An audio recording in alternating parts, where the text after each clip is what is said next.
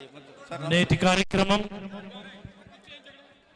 ఉత్తరాంధ్ర జిల్లాల నుంచి విచ్చేసినటువంటి అతిరథ మహారథులు మీకందరికీ కూడా ఒక్కసారి మనందరి కరతాల ధ్వనుల మధ్య ఒక్కసారి కృతజ్ఞతలు తెలియజేద్దాం. అలాగే జిల్లా నలుమూలల నుంచి ఉత్తరాంధ్ర జిల్లాల నలుమూలల నుంచి ఇక్కడికి విచ్చేసినటువంటి వైఎస్ఆర్ కాంగ్రెస్ పార్టీ కార్యకర్తలు అలాగే ప్రజలు మీకందరికీ చేతులెత్తి వైఎస్ఆర్ కాంగ్రెస్ పార్టీ తరఫున హృదయపూర్వకమైనటువంటి ధన్యవాదాలు తెలియజేస్తా ఉన్నాను. మరి నేటి కార్యక్రమం యొక్క ముఖ్య ఉద్దేశం మన ప్రాంత అభివృద్ధి కోసమని, మన జిల్లా అభివృద్ధి కోసమని, ఉత్తరాంధ్ర అభివృద్ధి కోసమని మన నాయకుడు, మనందరి ప్రీతమ నాయకులు శ్రీ వైఎస్ జగన్మోహన్ రెడ్డి గారు మనందరి కోసం ఇచ్చినటువంటి ఒక గొప్ప వరం మూల పెడబొట్టు. మరి ఈ రోజు చూస్తే చంద్రబాబు గారు జిల్లాకు వచ్చిన ప్రతి సందర్భంలో కూడా ఈ జిల్లా నుంచి ప్రాతినిధ్యం వహిస్తున్నటువంటి ఇతర మంత్రులు, కేంద్ర రాష్ట్ర మంత్రులు కింజరాపు రామ్మోహన్ నాయుడు గారు, మరాగరే కింజరాపు అచ్చెన్నాయుడు గారు, ఈ ప్రాజెక్టు చంద్రబాబు గారు చల్లవల్లే జరుగుతా ఉందని చెప్పడం మీ యొక్క దివాలా కోరు రాజకీయానికి ఇది నిదర్శనం అని కూడా ఈ సందర్భంగా మీకందరికీ గుర్తు చేయదలుచుకున్నాను నేను. మిత్రులారా, మనందరం ఒక విషయం గమనిద్దాం. మనం ఈ ప్రపంచంలో ఏ మూల ఏ సంఘటన జరిగినా సరే అక్కడ ఒక శ్రీకాకుళం జిల్లా వాసి ప్రభావితం అవుతా ఉన్నాడు. ఈ రోజు అక్కడ ఇరాన్ కి, ఇజ్రాయెల్ కి, అమెరికాకి యుద్ధం జరుగుతూ ఉంటే ప్రపంచం మొత్తం పెట్రోల్ లేదని, గ్యాస్ లేదని, డీజిల్ లేదని బాధపడతా ఉంటే మన జిల్లా ప్రజలు మాత్రం అక్కడ ఉండి ప్రాణాలు అరచేతిలో పెట్టుకొని బ్రతుకు జీవుడా అని చెప్పి కాలం వెల్లదీస్తున్నటువంటి పరిస్థితి మనందరం చూస్తా ఉన్నాం మనం. మరి ఈ రోజనే కాదు, అక్కడెక్కడో రష్యా ఉక్రెయిన్ యుద్ధం జరిగితే మన జిల్లా వాసులు మరణించారు. కరోనా వచ్చి ప్రపంచం మొత్తం స్తంభించిపోతే ప్రపంచవ్యాప్తంగా శ్రీకాకుళం జిల్లా వాసులు మరణించారు. అక్కడెక్కడో యూరోప్ లో, పోలాండ్ లో రోడ్డు ప్రమాదం జరిగితే ఈ శ్రీకాకుళం జిల్లా వాసి మరణించినటువంటి సందర్భం చూసాంలే. మరి ఇలాంటి పరిస్థితులు కొన్ని దశాబ్దాలుగా మనం చూస్తానే ఉన్నాం. మనం ఎవరైనా ఒక నాయకుడు రాకపోతాడా? ఎవరైనా ఒక నాయకుడు మా జిల్లాని అభివృద్ధి పదంలోకి తీసుకెళ్ళకపోతాడా? ఎవరైనా ఒక నాయకుడు మా జిల్లాని ఇతర జిల్లాలతో సమానంగా అభివృద్ధిలోకి తీసుకొని రాగలనని చెప్పి 1000 లక్షల కోట్ల కళ్ళతో ఎదురు చూసినటువంటి సందర్భంలో ఒకే ఒక్కడు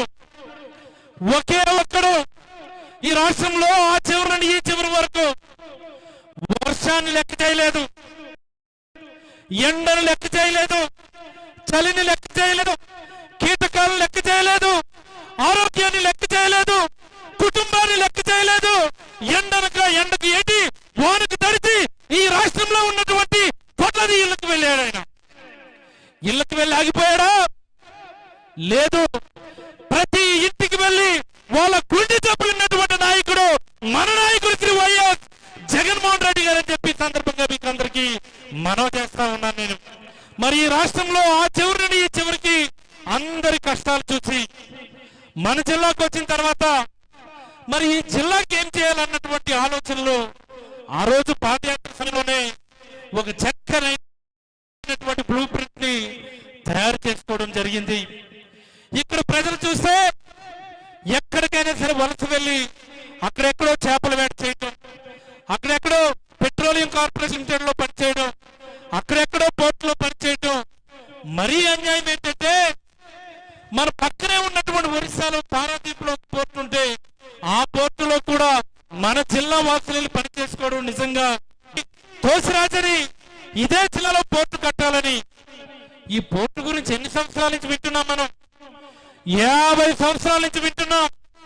నేను పుట్టుకు ముందు నుంచి వింటున్నాను. ఇక్కడ ఇదిగో బావనపాడులో పోర్టు కడతారని చెప్పి మా ఊరు నడిబొడ్డు నిలబడితే అక్కడ కనిపిస్తా ఉంటది మాకు.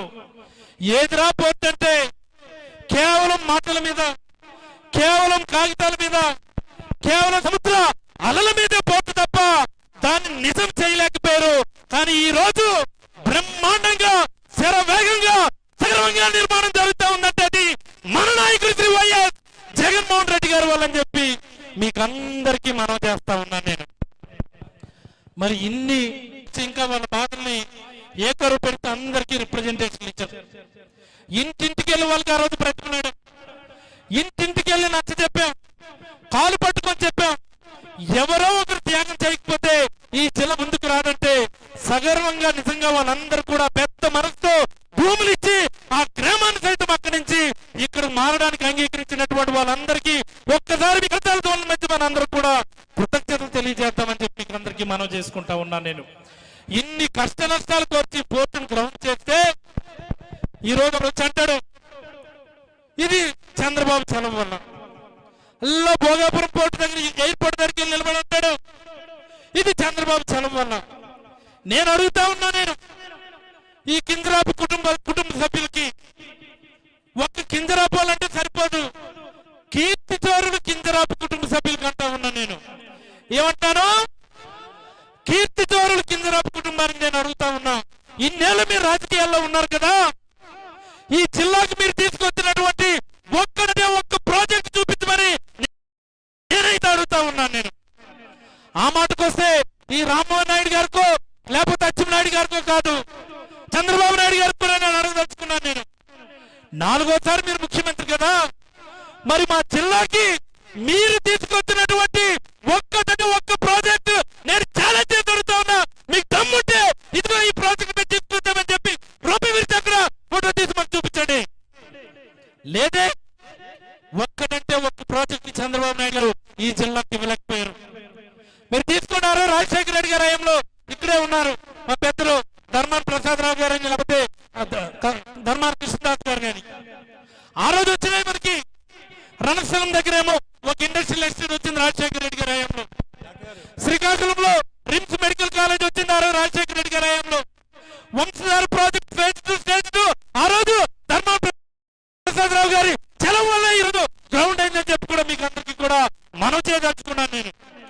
మరి ఈ రోజు చూస్తే ఒక మూలపేట పోర్ట్ కావచ్చు, వైఎస్ఆర్ కిడ్నీ రీసెర్చ్ సెంటర్ పలాసులో కావచ్చు, వైఎస్ఆర్ సుధుధార వాటర్ ప్రాజెక్ట్ కావచ్చు, అక్కడ భోగాపురం ఎయిర్పోర్ట్ కావచ్చు, ఇవన్నీ కూడా జగన్మోహన్ రెడ్డి గారి చలం వల్ల వచ్చినవి మీకు అందరికీ మనం చేయదలుచుకున్నాను నేను. నిన్న మొన్న చూసాను అసెంబ్లీ సమావేశాలు అవుతా ఉంటే మన జిల్లా మంత్రి అచ్చెన్నాయుడు గారు మాట్లాడుతుంటారు, గన్నుంటే కాల్ చేయాలనిపించింది జగన్మోహన్ రెడ్డి గారికి. ఏంద్రే నువ్వు కాల్చేది? దీపావళి పటాసులా నువ్వు కాల్చేది? ఏది ఒకసారి గన్ను పట్టుకొని చూడు. కోట్లాది గుండెల్ని చీల్చుకొని ఆ బుల్లెట్ జగన్మోహన్ రెడ్డి గారికి రీచ్ అవ్వాలని చెప్పి సందర్భంగా నేనైతే అచ్చెన్నాయుడు గారికి తెలియజేసుకున్నాను నేను. ఎందుకు కాల్చారు జగన్మోహన్ రెడ్డి గారికి? ఎవరిని కాల్చాలి ఈ రోజు రాష్ట్రంలో నేను అడుగుతా ఉన్నా. ఈ రాష్ట్రంలో ఉన్నటువంటి సంపద అంతా తీసుకెళ్లి అమరావతిలో కేంద్రీకృతం చేస్తున్నటువంటి వ్యక్తులు కాల్చాలా, లేకపోతే ఈ రాష్ట్రం సమగ్రంగా అభివృద్ధి చెందాలని, అన్ని ప్రాంతాలు సమగ్రంగా అభివృద్ధి చెందాలన్నటువంటి నాయకుడిని కాల్చాలని అచ్చెన్నాయుడు గారు నేను అడుగుతున్నాను నేను. ఇంటి దగ్గరకు వచ్చి ధాన్యం కొనుగోలు చేసి ఇంటిగా యూరియా పంపించినటువంటి జగన్మోహన్ రెడ్డి గారి కథలో, లేకపోతే దళారులకు రైతులు విడిచిపెట్టి యూరియా బస్తా కోసం అని చెప్పి అడుక్కు తినేది చేస్తున్నటువంటి వ్యక్తుల్ని ఈరోజు కాల్చాలని నేను అడుగుతా ఉన్నా ఈరోజు అచ్చెన్నాయుడు గారిని. ఎవరు కాల్చాలి? ప్రైవేట్ మెడికల్ కాలేజీలు ఈరోజు అచ్చెన్నాయుడు గారిని ఎవరు కాల్చాలి? సమాధానం చెప్పి తీరాలి అచ్చెన్నాయుడు గారు. నోరుంది కదా అని చెప్పి, అధికారం ఉంది కదా అని చెప్పి ఏది పడితే అది మాట్లాడితే ఇక్కడ కోట్లాది వైఎస్ఆర్ కాంగ్రెస్ పార్టీ గుండెలో మండుతే ఆ మధ్యలో ప్రతి ఒక్కరూ కూడా మారి మచ్చైపోతారని చెప్పి కూడా ఈ సందర్భంగా అచ్చెన్నాయుడు గారికి తెలియజేస్తూ, ఇక్కడైనా సరే క్రెడిట్ చోరీ ఆపండి, కీర్తి చౌర్యాన్ని ఆపండి. మీకు చేతనైతే మీరు శంకుస్థాపన చేసినటువంటి పనులు, మీరు మంజూరు చేసినటువంటి పనులు ఏమైనా ఉంటే జీవో రూపంలో మాకు చూపించండి.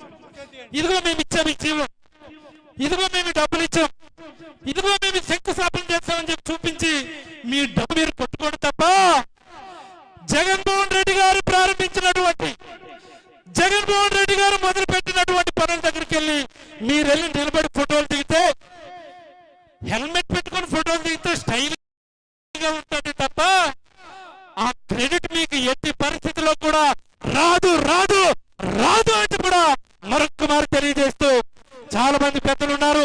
ఈ గొప్ప అవకాశం ఇచ్చినటువంటి నిర్వాహకులకి మరొక్క మారు ధన్యవాదాలు తెలియజేస్తూ, మరి ఈ కార్యక్రమానికి ఇంత పెద్ద ఎత్తున ఏర్పాట్లు చేసి జిల్లా వ్యాప్తంగా చివరి నుండి ఆ చివరి వరకు కూడా వెళ్ళి ఆహ్వానాలు పలికినటువంటి టెక్కల్ నియోజకవర్గ సమన్వయకర్త పేరారు తెలుగు గారికి ఒకసారి మనందరి కరచాలతో మధ్య అభినందనలు తెలియజేస్తూ, వాళ్ళ ఎంటైర్ బృందానికి హృదయపూర్వకమైనటువంటి ధన్యవాదాలు తెలియజేస్తూ, మరి ఎంటైర్ కార్యక్రమానికి నేతృత్వం వహించినటువంటి జిల్లా పార్టీ